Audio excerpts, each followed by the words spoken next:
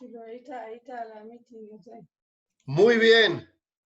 Entonces, shalom con todos. ¿Cómo están? Saludos desde Eretz Israel. Yo creo que el tema que vamos a ver hoy es un tema importantísimo. Como puse en el título, el tema que vamos a ver es el fracaso como un comienzo nuevo y positivo. Suena un poco raro porque a nadie de nosotros le gusta el fracaso, pero más tarde vamos a ver cómo en la Yahadut, cómo en el judaísmo tratamos las crisis personales, nacionales y cómo sacamos de esto el mejor provecho posible para salir adelante. Permítanme comenzar con una historia acerca de un soldado. Esta historia ocurrió hace aproximadamente 40 años, más o menos. Un soldado que viene de una familia noble, pobre, sin muchos medios económicos, y la mamá de este soldado salió a la calle con su hijo soldado y con otros 5 hermanitos para comprar algo de alimento. Lo que buscaba y que lo que necesitaba eran 2 pasta de tomate, y buscaba, y de repente ve una tienda de por mayor y entra y pregunta: discúlpeme señor, necesito 2 pasta de dientes, perdón, pasta de tomate. Y el tipo mira a esta señora y dice: señora, como usted ve, esto es venta por mayor, aquí yo vendo 1,000, 1,500, 10,000, 5,000, yo no vendo 2, estás mal de la cabeza, ándate de acá, sal de acá. El soldado se ofendió mucho por su mamá y obviamente que por él mismo también, pero después de unos minutos de reaccionar, se le surgió una idea. Y él dijo: ¿por qué no armar un negocio en donde todo el chiste del negocio, es que cualquiera, incluso los que no es cadena, o sea, no, no las redes grandes, una persona de casa puede venir y comprar en un buen precio a por mayor, aunque compre pequeñas cosas y en cantidades muy pequeñas. No sé si se dan cuenta, pero la persona de quien estoy hablando se llama Rami Levy. Rami Levy, sí, creo que es la cadena, la tienda de alimento más conocida, más famosa y creo que también la más exitosa que existe hoy día en Israel.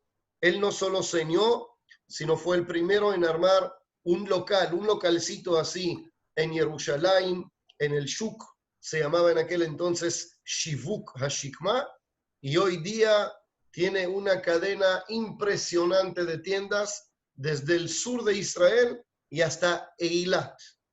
Este es un ejemplo de una persona que prácticamente probó o se sintió de cerca un fracaso, porque me imagino que escuchar unos insultos así con tu mamá no es algo que te hace algo tan agradable, pero él supo levantarse y justo por el punto que le tocaron, lanzó esa idea y hoy es una de las personas más ricas y más exitosas hoy día en Israel.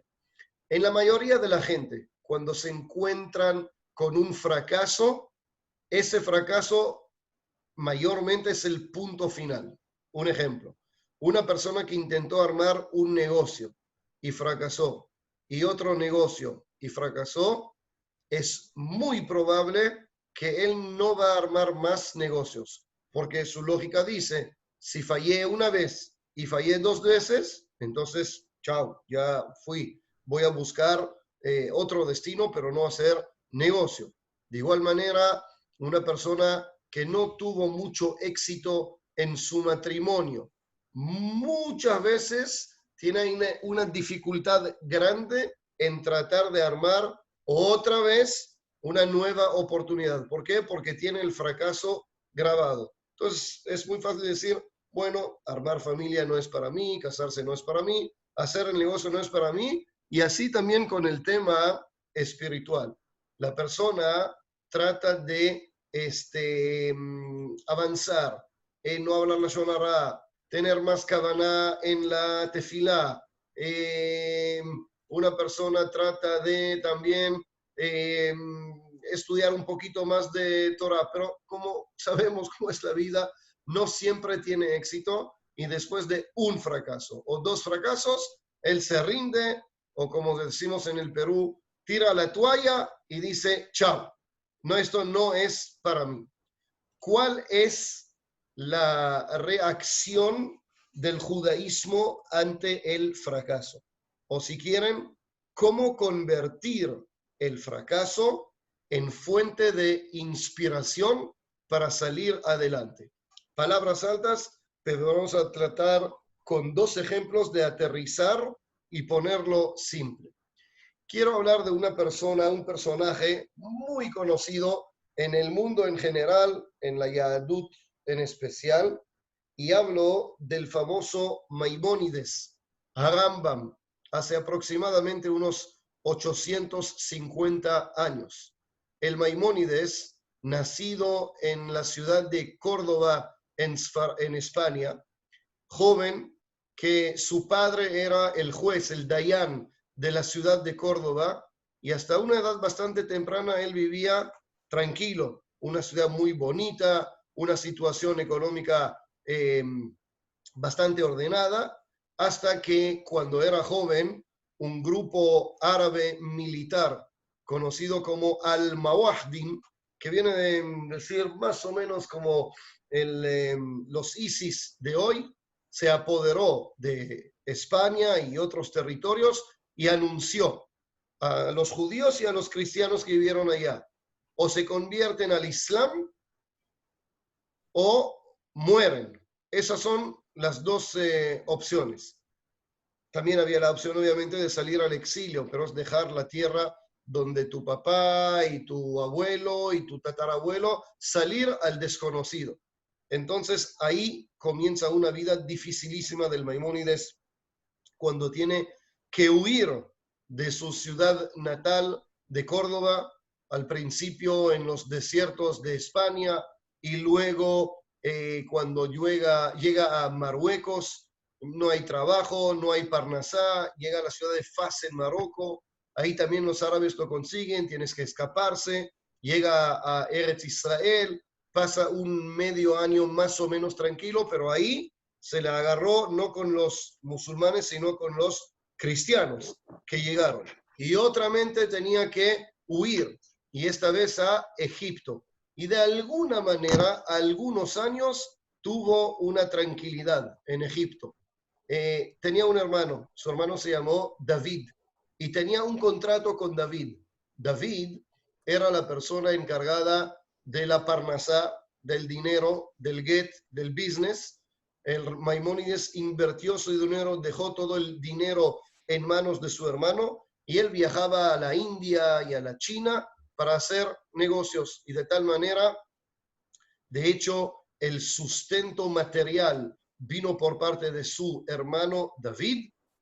Todo fue bien hasta que en un día el hermano, con todos los tesoros de la familia, se ahogó, murió en el mar camino a la India y de un día para el otro el Maimónides tiene que pasar de ser aquel hermano que recibe el dinero, esa persona que ahora tiene que traer el dinero y no solo para su familia, sino también para la viuda de su hermano y para los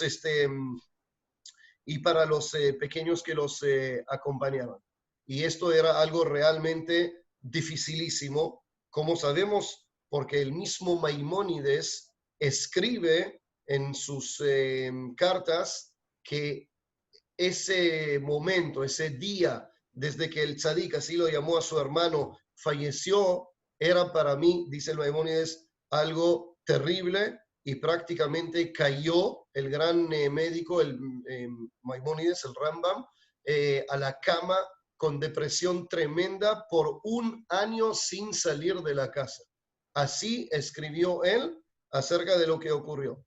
Pero, bueno, hay que levantarse y hay que salir adelante. Entonces, a una edad bastante adulta, comienza a estudiar para ser médico. Estudió hasta que se convirtió en el médico del sultán, del rey de Egipto, donde tuvo éxito, etc. Entonces, miremos una persona que tenía una vida realmente muy complicada, huyéndose, escapándose, no tenía esa tranquilidad. Una persona sabe, esta es mi casa, aquí voy a vivir. No, un día por acá y un día por allá, un día pensó que llegó y ya todo leche y miel y otra vez el mundo se convierte. Y aún así, este Maimónides logró de hacer tantas obras que hasta el día de hoy el judaísmo no puede sostenerse sin sus obras. Tal es la Mishneh Torah, resumen del Torah como nunca antes y nunca después ha hecho algún hajam con todas las halajot que aparecen en la Torah, las que cumplimos hoy en día y las que no cumplimos hoy en día, las que están sin Beit Mikdash y las que están con el Beit Mikdash, el Perusha Mishnayot, etc. Entonces, una persona que pasó por varios fracasos en su vida, pero cada fracaso lo convirtió a un nivel más alto para llegar y quedó grabado en el corazón del pueblo judío y creo que del mundo en general. Él mismo, en su libro filosófico, en el Moreh Nevuchim, dice que muchos de los filósofos goyim dicen que el mundo es un mundo terrible, es un mundo tan malo y que son muy pocas o muy pocos los momentos agradables de uno en este mundo. Y sin embargo, él opina que cuando uno tiene los anteojos de fe, es capaz de ver cómo Hakadosh Baruj Hu es piadoso y cómo le manda a cada uno y una de nosotros varios momentos agradables. La pregunta es si lo podemos detectar a tiempo. El Rebbe Milubavitch decía algo muy bonito. Decía, todo depende de nuestra interpretación. Y hay un dicho muy lindo que dice lo siguiente, lo voy a decir en hebreo y luego traducir al español. Omanut haim hu omanut haparshanut hanechona. Quiere decir, el arte de la vida es el arte de interpretar en forma correcta lo que nos pasa. En otras palabras, ¿qué es lo que nos va a pasar? No siempre depende de nosotros. Pero cómo interpretar, explicar lo que nos pasa, en eso sí tenemos la posibilidad de elegir. Puede uno decir, Akadosh Baruj Hu no me quiere, me está golpeando y todo negro. Y puede uno decir, mire, aunque la situación es tan fatal, yo encuentro este punto y este punto y este punto y entiendo que Akadosh Baruj Hu me quiere sacar adelante. Hay una persona que tiene de todo el dinero del mundo, todo el poder del mundo, pero no tiene absolutamente nada. Y hay una persona que económicamente no tiene nada, pero se siente tan feliz. Todo depende del punto de partida espiritual y sentimental de cada uno y una de nosotros. ¿Por qué estoy tocando este tema? Porque estamos viviendo en estos días en días de memoria, días conocidos como Bein HaMetzarim, entre los extremos, entre el día de Yudzain Betamuz y Tisha B'Av, días que prácticamente recordamos y tal vez lloramos por el fracaso nacional por el cual perdimos el primer templo y el segundo templo. Solo para hacer una memoria, la semana pasada señalamos y ayunamos el día de 17 de Tamuz. ¿Y qué es lo que ocurrió el día 17 de Tamuz? Nos cuenta la Mishnah. Dice la Mishnah, 5 fueron las desgracias que ocurrieron el día 17 de Tamuz. Número 1, Nishtabu Aluhot. Moshe Rabbenu rompió las tablas de la ley. Eso ocurrió un 17 de Tamuz. Número 2, años después, Batal Atamim, el sacrificio de Tamid, que tal como se dice en hebreo, tamid, frecuente, un sacrificio fijo que se traía en la mañana y en la tarde por Shaharit y Minha, en Yudzayin Betamuz ya no pudimos más traer ese sacrificio. Uvke'a Ha'ir, los romanos en el segundo templo logran crear un hueco en la muralla de Jerusalén y 3 semanas después quemar Beit HaMikdash. Apostomus quemó la Torá y han puesto un tzelem, una idolatría en el Ejal, en el Kodesh HaKodashim, en el lugar más sagrado. 5 desgracias que ocurrieron en Yudzayin Betamuz. Se cuenta que un Rav una vez viajó de Israel a Estados Unidos. Y como todos saben, es un viaje de aproximadamente, el viaje es aproximadamente de unas 11 horas, 12 horas, algo así. Y al lado de este Rav se sienta un cura. Pasando 5 o 6 horas, uno no puede tanto tiempo estar a solas. Comenzó a conversar con ese Rav y le planteó la siguiente pregunta. Dice, mira, acabo de visitar la Tierra Santa. Visitamos del norte al sur, del sur al norte, del oeste a oeste, Metula, Eilat. Visitamos todas esas partes. Si se puede apagar el micrófono, por favor. El micrófono. ¿Okay? Y le pregunta lo siguiente, veo que en este barrio del Medio Oriente, este es el barrio más bonito y más hermoso de todos. Pero le dice ese cura, el último día del tour que tuvimos, llegamos a Yad Vashem. Y en Yad Vashem, entendiendo o tratando de entender un poco lo que ocurrió en el Holocausto, entendimos que todo esto que vemos lo empezaron a crear 3 años después que ocurrió la Segunda Guerra Mundial o el Holocausto. ¿Cómo lo han hecho? ¿Cómo es posible que después de tanto sufrimiento, el sufrimiento más terrible que pasamos en los últimos años, un sufrimiento que tocó casi en cada familia, pasaron un nivel y comenzaron a construir y todo tan bello y tan precioso? El Rav, que no habló mucho inglés, entendió la pregunta, pero dijo que aun si hablaba inglés, no tenía palabras exactas para explicar el cómo es así. Pero es así. En el pueblo de Israel, siempre cuando pasamos por fracasos, siempre cuando pasamos por exilio, siempre cuando pasamos por dificultades, damos marcha adelante y desarrollamos y nos renovamos, y vamos a dar por lo menos 3 ejemplos. Ejemplo número 1. Un ratito. Ejemplo número 1. Me imagino que todos conocen, antes de comenzar, el pueblo de Israel se dice que es como el aceite de oliva. Cuando uno quiere exprimir el aceite de oliva, tiene que triturar la aceituna, exactamente, y después de eso, solo a través de esta acción, sale el aceite de oliva. De igual manera con Am Israel. Ejemplo número 1. Después de la destrucción del primer templo, pasan 70 años y el rey Koresh anunció que permite el regreso del pueblo de Israel a la tierra de Israel.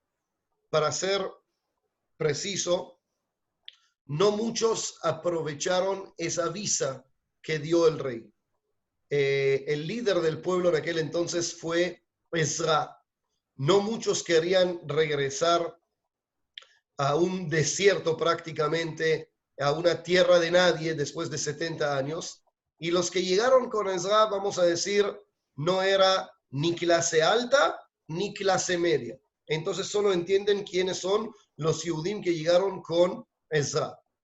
Gente de no mucho culto, sin sabiduría, no sabían hablar el hebreo, de hecho prácticamente hablaron arameo, entre ellos muchos con matrimonios mixtos, Y Ezra entiende que acá debemos renovar algo nuevo y aparecer un nuevo formato de Am Israel. Y hay 10 takanot que Ezra estableció, entre ellas, por ejemplo, el hecho de que leemos la Torá los lunes, los jueves y obviamente Shabbat, es gracias a Ezra, para que no pasen 3 días sin que una congregación judía abra la Torá. Él empezó a establecer, mejor dicho, el Sidur, para que todos usen el mismo texto en la tefilá. Y luego estableció el Targum Unkelus, la traducción de la Torá al arameo, que en aquel entonces se leía un pasuk de la Torá en hebreo, como leemos hoy en día, pero también la traducción en arameo para que el pueblo entienda lo que es. Y lo que estableció él, o parte de lo que estableció él, sigue vigente hasta el día de hoy. O sea, podía decir, si este es el pueblo de Israel, yo tiro la toalla y hagan lo que quieran, porque eso es un fracaso total, pero no. Él prácticamente inventó, estableció la forma como conocemos hoy en día a Israel. Ejemplo número 1. Ejemplo número 2. También pertenece a la época de la destrucción del templo. Es una gemara muy famosa, me imagino que todos los conocen. Estamos hablando de Rabban Yohanan ben Zakkai, uno de los más grandes tanaítas que vive justo en la época de la destrucción del templo.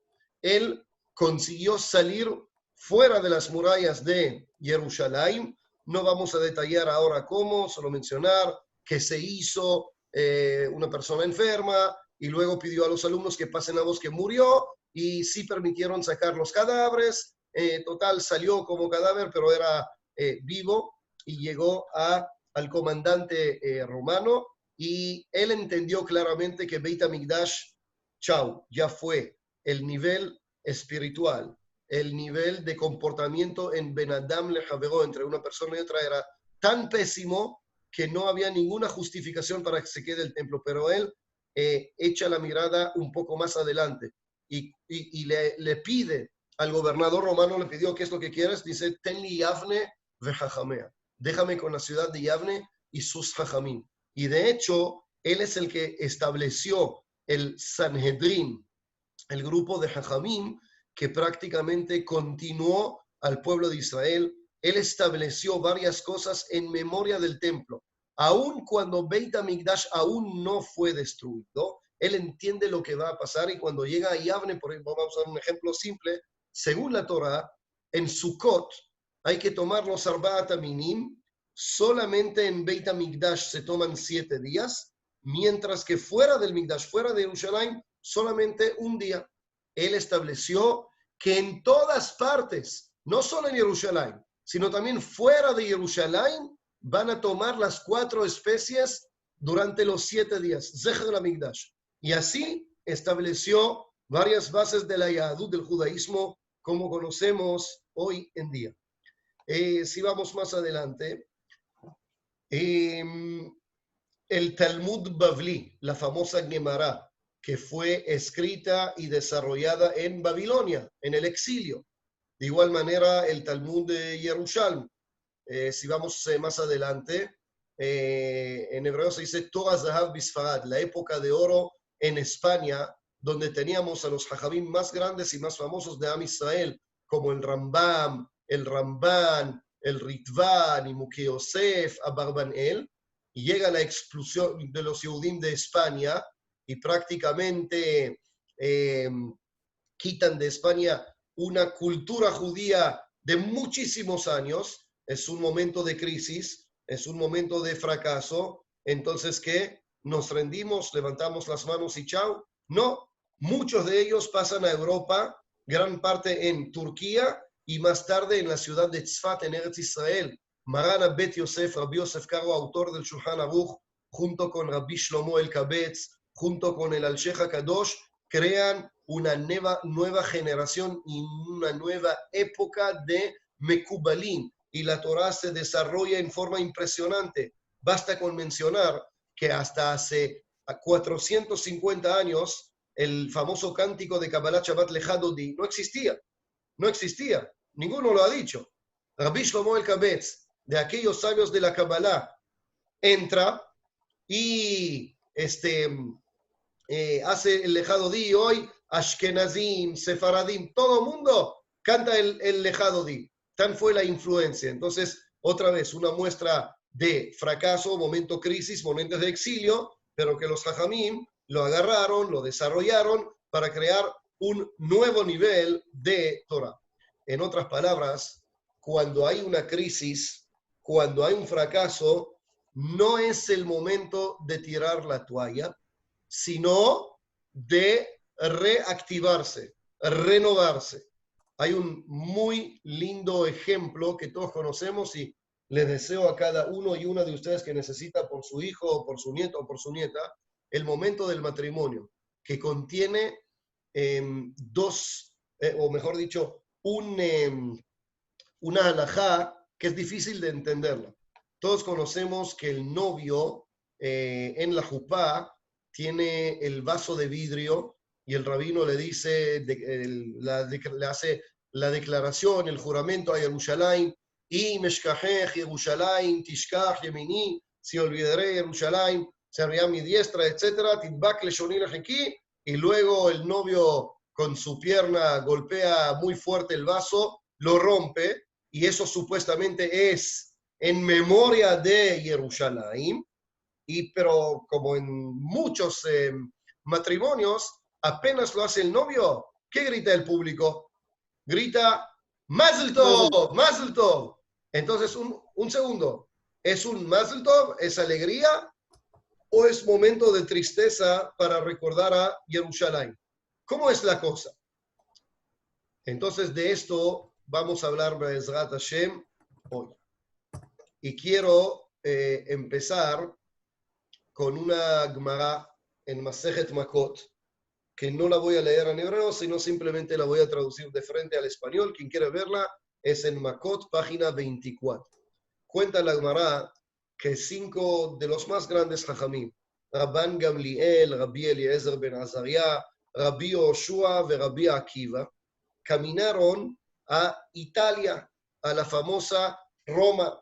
Roma de aquel entonces viene a ser como Nueva York más o menos de hoy en día, el centro del mundo que venció hace algunos años a Yehudá, a Jerusalén, ese imperio romano que prácticamente gobernó en todo el mundo y era una ciudad tremenda, enorme, desarrollada, con gente feliz, con gente con dinero, y a una distancia de 120 millas, escucharon el ruido de la ciudad, la gente en la calle, la gente comiendo, la gente bailando, obviamente mientras que los pobres Yehudim Nebech en otra situación.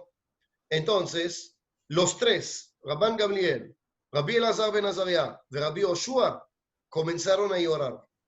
En cambio, Rabbi Akiva comenzó a reírse. Entonces los tres compañeros le preguntan a Rabbi Akiva, ¿y tú por qué te ríes? Y como buen judío, Rabbi Akiva le contestó, ¿y ustedes por qué lloran? Entonces ellos dicen, estos idólatras que rinden culto a piedras y maderas, están tan tranquilos, alegres, contentos, mientras que nosotros, la casa de Hashem quedó quemada, destrozada en Jerusalén y no vamos a llorar. ¿Cómo puede ser esta situación? Ellos tranquilos y alegres por un lado y nosotros de tal manera por otro lado. Le contestó Rabbi Akiva, le dijo, justamente esta es la razón por la cual yo estoy con sonrisa. Dice así,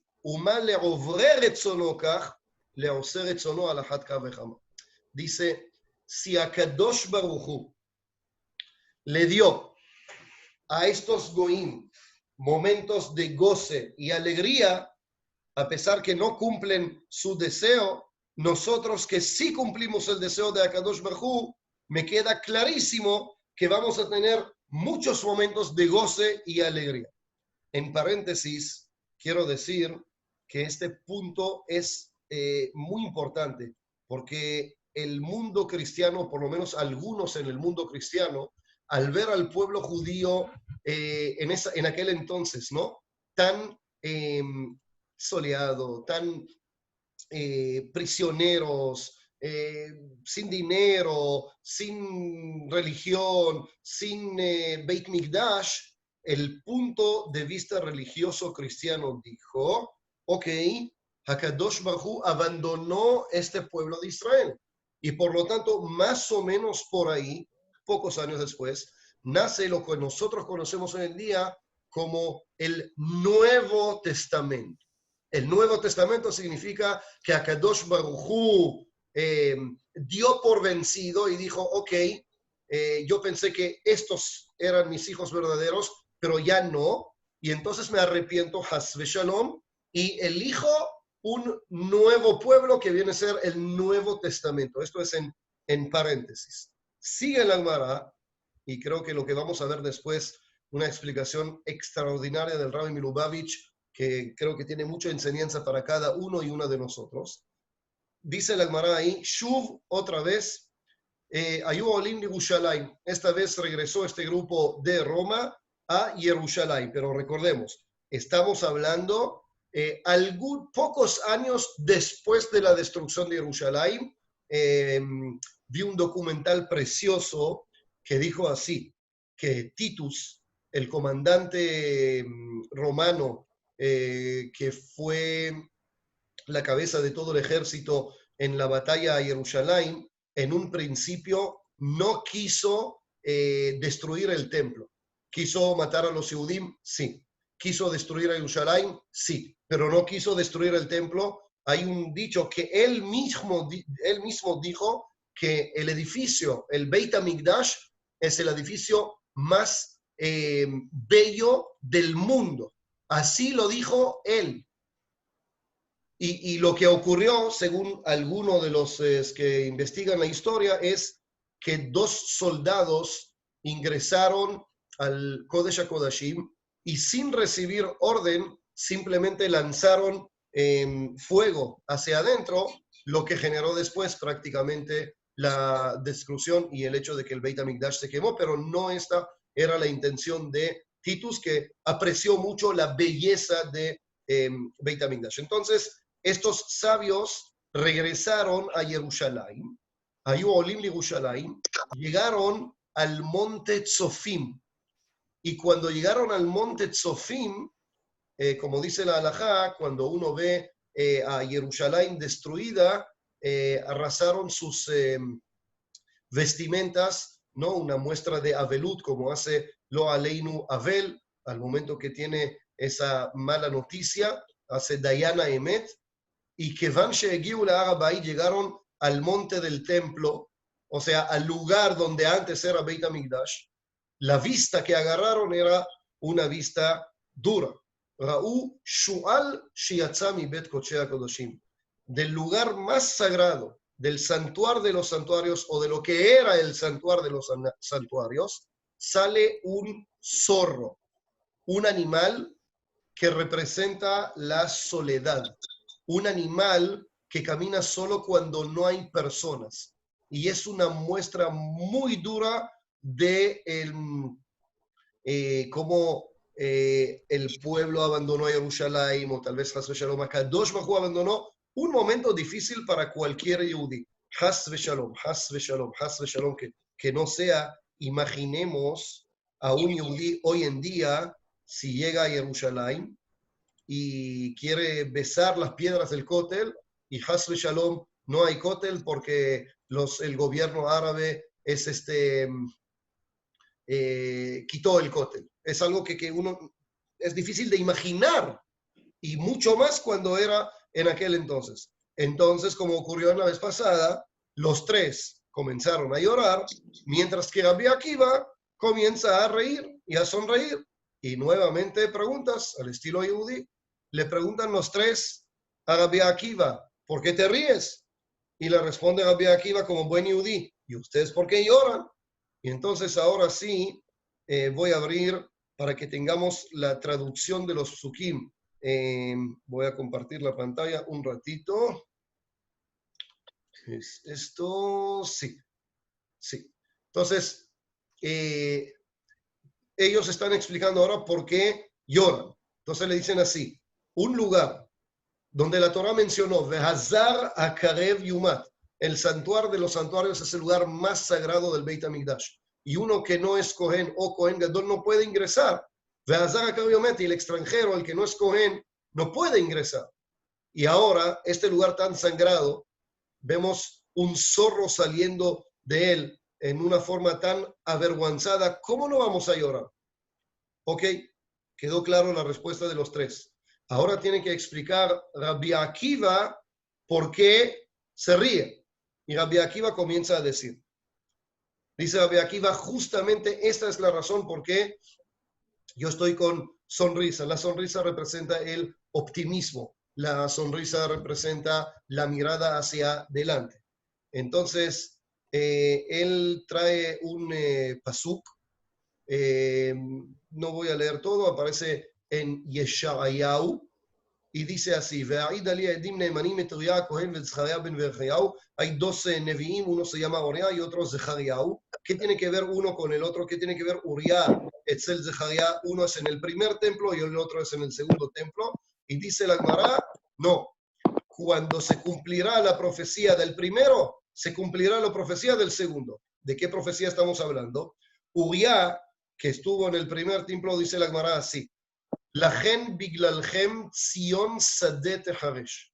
Por tanto, a causa de vosotros, será Zion arada como campo, y Jerusalén será majanos y el monte de la casa como cumbres de Brenial.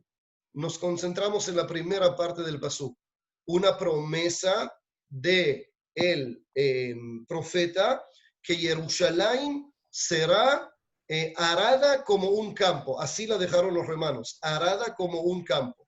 Pero lo que dice Rabbi Akiva, por supuesto que estoy viendo a Jerusalén arada. Por supuesto que estoy viendo el lugar, el santuario de los santuarios con el zorro. Por supuesto que me da muchísima pena. Pero yo a la vez entiendo que una vez que se cumplió lo malo, lo bueno está por llegar. ¿Y qué es lo bueno que habla Rabbi Akiva? Dice, me queda clarísimo que ahora la segunda profecía está por cumplirse. ¿Y cuál es la segunda profecía? Un hermoso pasuk que dice, Od yeshvu zkenim uzkenot birchovot Yerushalayim veish vishanto biado berov yamim. Así ha dicho Hashem de los ejércitos. Así dice el pasuk, aún han de morar viejos y viejas en las plazas de Jerusalén, y cada cual con bordón en su mano por la multitud de los días, y las calles de las ciudades serán llenas de muchachos y muchachas que jugarán en las calles. Rabbi Akiva representa una vista judía profunda de emuná. Yo sé, no niego de lo que yo estoy viendo, me rompe el corazón, pero tengo las fuerzas, tengo la mirada de alzar adelante y entender que cuando lo malo sucumplió, ahora le toca a lo bueno llegar. En paréntesis les debo decir que hay un lugar en el barrio judío antiguo donde este pasuk está recalcado en la pared y uno puede sentarse ahí, tomarse café, comerse un sándwich, algo, y simplemente mirar alrededor, porque hay varios colegios y Talmudei Torah alrededor, y ver como una profecía de hace más de 2000 años se cumple hoy en día. Uno lo puede escuchar y vivir de cerca. Niños y niñas jugando en Jerusalén. Esto ocurre. Esto es lo que dijo Rabbi Akiva. Entonces, ¿cómo termina la historia? Le dicen los tres a Akiva, o Rabbi Akiva, nihamtanu. Akiva, nihamtanu. Akiva, nos diste consuelo. En otras palabras, querido amigo Akiva, nos acabas de enseñar una lección de qué significa optimismo. Nos acabas de dar una lección de cómo desde el momento más bajo y más duro de Am Israel podemos y tenemos que alzar la mirada hacia arriba, hacia el futuro que viene. El malo es temporal y lo bueno está por llegar. Y el Rav Kook, antes de mencionar lo que dice el Rabbi Milubavitch, dice así: Rabbi Akiva, lenafsho aranakit, haratid arachok nitzav keove. Significa, Rabbi Akiva, el gran gigante, que su tremenda alma fue capaz de ver el futuro lejano presente en este momento. Si quieren, en pocas palabras, esto es optimismo. Esto es lograr de ver, de alzar la mirada arriba y de entender de que lo que aparece ahora delante de nuestros ojos es algo temporal. Y Be'ezrat Hashem, lo que viene es lo fijo y va a venir. Y el Rebbe Lubavitch explicó algo muy, muy bonito, muy, muy profundo, y creo que esta es la clave de este shiur para cada uno y una de nosotros. Pero en primer lugar, a lo largo de la historia, el optimismo judío fue el armamento secreto que prácticamente nos mantuvo en vida durante muchísimos años.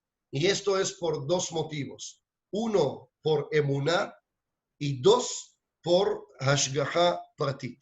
Emuná no tengo que explicar lo que significa, y hashgaha pratit significa que HaKadosh Baruj Hu guarda a cada uno y una de nosotros. Nada en el mundo ocurre sin la voluntad de Hashem. Hay un jefe, hay un primer ministro, hay un Hashem, un Dios que es el encargado de todo lo ocurrido. ¿Qué significa esto? Significa que si yo fracasé, no estoy solo. Hay alguien conmigo que está manejando. No todo depende de mí. Hay también HaKadosh Baruj Hu en el mundo y esto es un alivio. Y vamos a verlo a través de un ejemplo muy bonito con un personaje que también sufrió mucho y supo levantarse de varias caídas. Me refiero a Yosef, Yosef Atzadik. Yosef, el joven muchacho que fue vendido como esclavo en una manera cruel a la edad de 17 años a los egipcios, ¿no? Los hermanos se niegan de él, en un primer momento lo ponen en el pozo y luego cuando pasa una caravana lo sacan del pozo y lo venden ¿a quién? A los Ishmaelim, a los ismaelitas. Pero hay un pequeño detalle que nos cuenta la Torá que vale la pena señalarlo. Vamos a ver el pasuk. En el libro Bereshit, Perek Lamed Zayin, pasuk Kafei. Lo voy a abrir para que puedan verlo en hebreo y en español. Un segundo, share screen. Ahí va. Dice así: Vayeshvu leechol lechem. Luego que pusieron al pobre Yosef en el pozo, se sentaron a comer pan. Vaisu aneim vairu, veine orhat ishmaelim ba'am migilad, ugmalehem nosim nochot utzri balot olchim leorid Mitzrayim. Bueno, los ismaelitas que venden mercadería, lo que traen con ellos generalmente es nafta, gasolina, de los desiertos de Arabia. Eso es lo que generalmente cargan con ellos. Y sin embargo, veamos lo que dice la Torá aquí. Y sentándose a comer pan, y alzando los ojos miraron, y he aquí una campaña de los ismaelitas que venía de Gilad, y sus camellos traían, escuchen bien, aromas y bálsamo y mirra, y iban a llevarlo a Egipto. O sea, Rashi señala, en pocas palabras,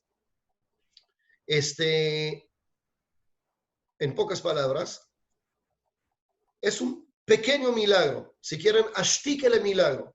En vez de que el pobre joven de 17 años tendrá que sufrir el mal olor de esa gasolina, de esa nafta, HaKadosh Baruj Hu le pone bálsamo, aromas extraordinarias, pero preguntó Reb Chaim Shmulevitz, uno de los grandes Jajamim, el Mashgiach de Yeshivat Mir, dice, ¿no es un milagro de más? ¿Acaso un joven de 17 años pobrecito, que acaba de sufrir prácticamente una trauma, sus manos atadas, sus piernas atadas, su corazón ahora está pensando en su papá y en su mamá, que en paz descanse. Él se va a dar cuenta ahora, llorando, de que en este momento hay un bálsamo y aromas. ¿Acaso eso lo va a interesar?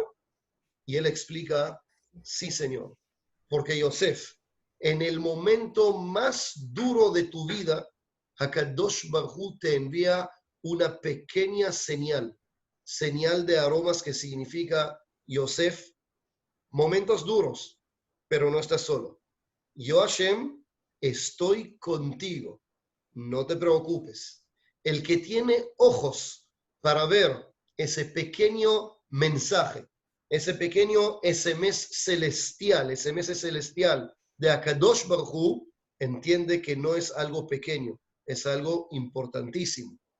Para dar un ejemplo, una persona, ¿y quién de nosotros en época que la gente viajaba en aviones, había una época así, no perdió un vuelo? Llegó a tiempo, pero ocurrió tal cosa y perdió un vuelo. Cuando hay una persona sin emuná, un goy, empieza a decir un mishebeirach por el piloto, por su mamá, por su abuela, por su tía, este piloto, esta compañía. Pero un yehudí que cree en Hashem, alza sus manos arriba y dice, Riboino shel oilem, ¿qué quieres de mí? ¿Cuál es la señal que tú quieres que yo, cuál es la lección que tengo que aprender? Esta es toda la diferencia. Darse cuenta que lo que ocurre en el mundo, al final tiene un mensaje por parte de Akadosh Baruj Hu. Regresemos un segundo a la Gemara con Rabbi Akiva. Impresionante lo que dice el Rabbi Miludai. Dice así, Akadosh Baruj Hu nos pone en momentos de fracaso para que podamos crecer y ser más grandes. ¿Y cuál es la explicación? Impresionante. Como hemos dicho en el Pasuk, Sion Sadeh Teharesh. Sion será arada como campo. ¿Qué significa arar la tierra? Arar la tierra significa agarrar un pedazo generalmente de hierro, porque tiene que ser fuerte, bien afilado, y prácticamente con el tractor hoy en día o con un animal en aquel entonces, arar la tierra es romper la tierra, crear un hueco duro, y uno que lo ve de afuera puede decir, oye, ¿qué estás haciendo? Estás no arando la tierra, sino la estás lastimando, la estás quebrando. Pero sin embargo, uno tiene que entender que cuanto más profundo va a arar la tierra, más éxito va a tener esa tierra. Más profundo va a poder ocultar ese, ¿cómo se llama? Lo que va a sembrar. Y por eso dice el Pasuk, Sion Sadet HaEsh, sí, Señor, Hakadosh Baruj Hu está arando la tierra de Israel, arando a Jerusalén, pero no porque no quiere, al contrario, para que Be'ezrat Hashem va a crecer algo más poderoso, más potente, más profundo. Esto es Sion Sadet HaEsh. Así explica el Rebbe, creo que algo impresionante. Y bueno, ¿cómo tiene que ver eso con nosotros? ¿Quién de nosotros no pasa por fracaso? ¿Quién de nosotros no pasa por momentos dificilísimos? Cuando el punto es, Hakadosh Baruj Hu maneja el mundo y yo tengo que preguntar qué es lo que quiere Hashem de mí, debo entender que cuando más profundo penetra, significa más fuerzas de renovar está creando Hakadosh Baruj Hu en mí. Porque Hakadosh Baruj Hu Has Shalom no quiere eliminar a la gente, no quiere quitarle la vida, Has Shalom. Hay una linda historia de una persona que colectaba dinero para una yeshiva y viajaba por todo el mundo, conocía a todas las personas poderosas, y en uno de esos viajes llega a Italia y entró a una casa espectacular, muy linda, muy bonita. A pesar que viajó mucho en el mundo, jamás ha visto una casa tan hermosa, tan bella. Eran días de Hanukkah Y entonces le dijo el Señor, vamos a hacer Arvit primero y luego voy a aprender la Hanukkah y de ahí nos ponemos a conversar. Muy bien, así fue, pero mientras que esperaba que comience la tfilá, echó su vista en la sala de este señor y vio una menorá espectacular de oro, bien linda, preciosa, y al ladito unos pedazos de vidrio que antes eran como una caja que no valía más de 12 soles, por decir así, y no entendió qué tiene que ver esto, algo de basura, pedazos de vidrio, con una menorá tan grande y tan enorme. Y le dice, ¿me puedes explicar, por favor, qué tiene que ver esto con el otro? Y le dice el Señor, te voy a contar la historia. La historia fue así. Yo crecí en una casa observante. Mi papá me dejó encargado del negocio y empecé a meterme al negocio.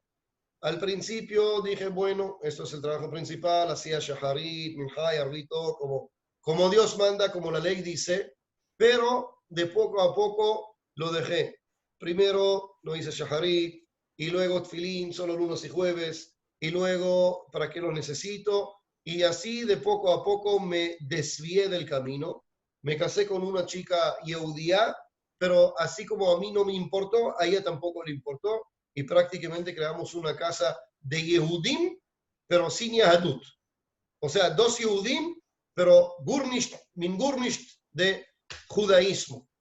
Hasta que un día, caminando en la calle, veo a un chico llorando con una jarrita de vidrio rota y su llanto me tocó el alma, me tocó el corazón.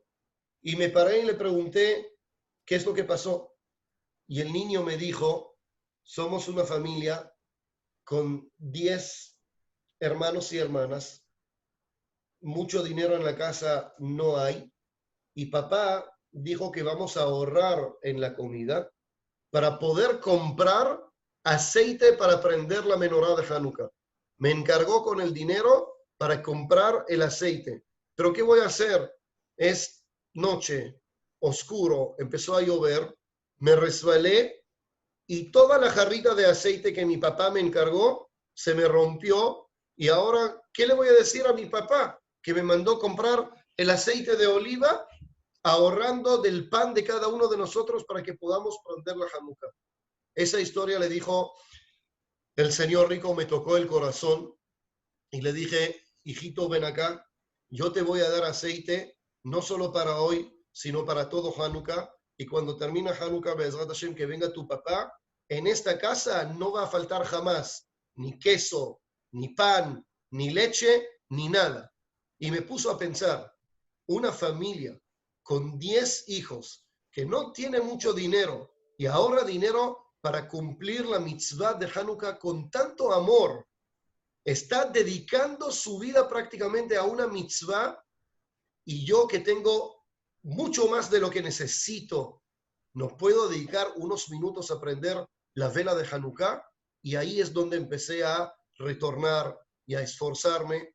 Y como memoria de esa noche y de ese niño que me prendió mi chipa de judaísmo dentro de mi corazón, tengo guardado justo aquí en la sala, frente a la vela de Hanukkah, parte de aquella botella de aceite para recordar que esto es lo que me ilumbró.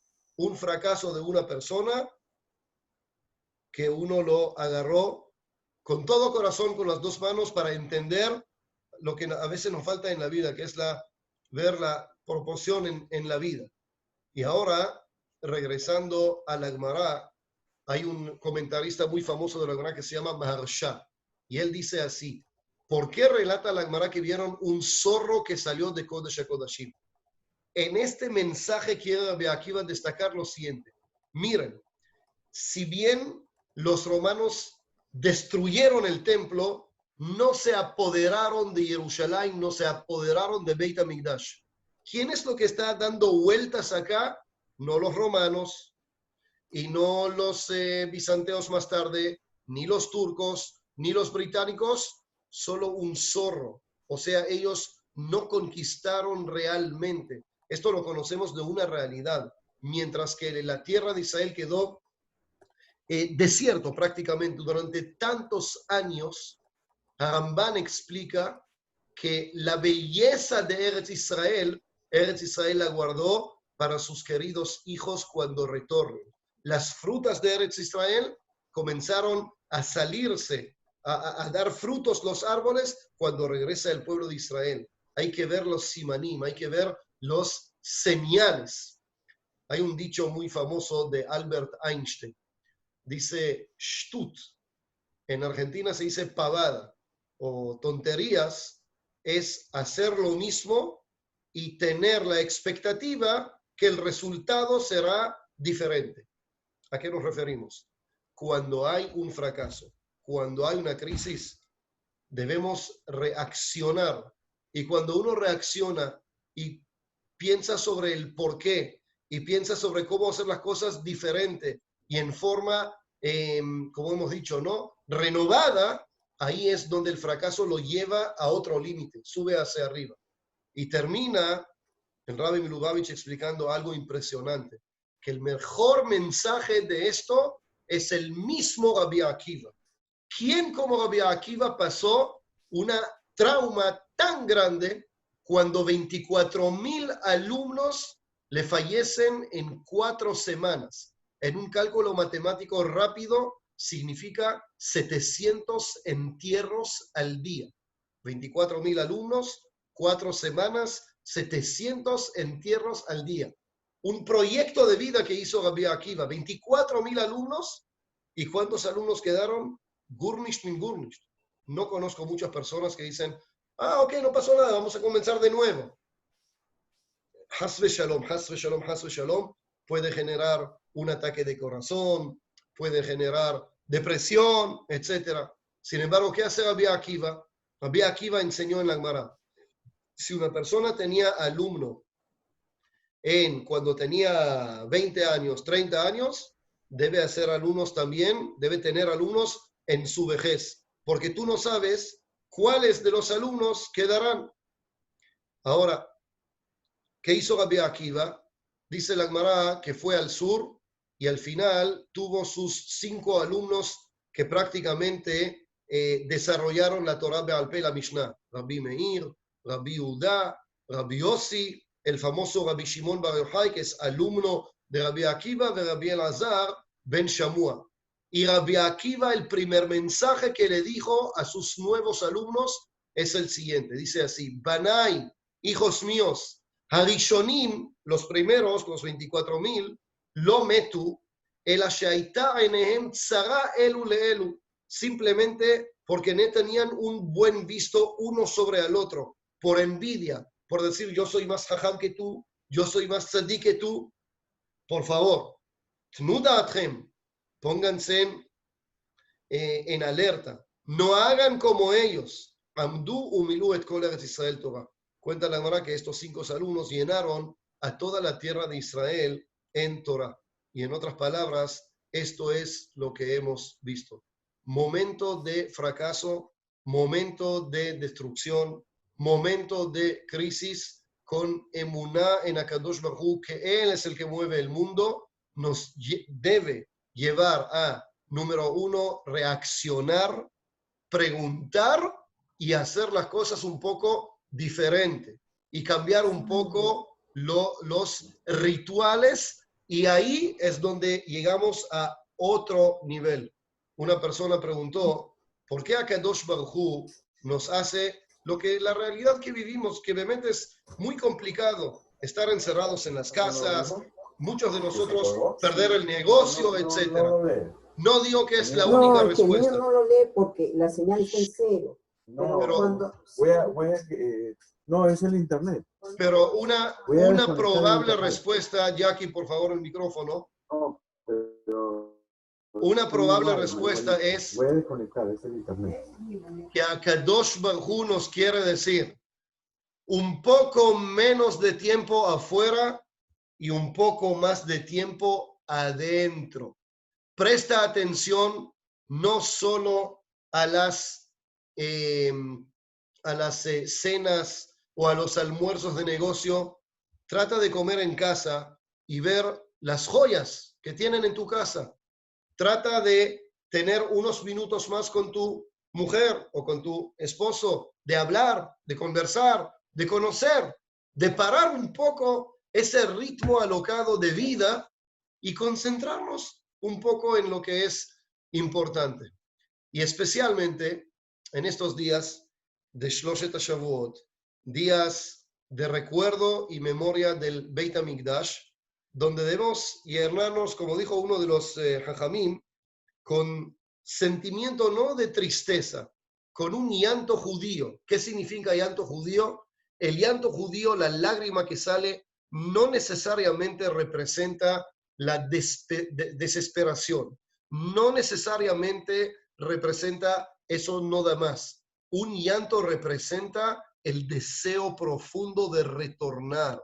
Un llanto desea el sentimiento de el entender que esto puede y tiene que cambiar. Y con esta tefilá, Be'ezrat Hashem, esperemos a que esta situación a nivel mundial cambie. Yo creo que en Israel comenzamos un poquito a entender lo que está ocurriendo en otros países, como en Argentina, como en Perú, como en Estados Unidos, etc. Lamentablemente el número de la gente que se contamina sube y sube y sube y sube y sube y no para. Ya estamos en 1600, 1700.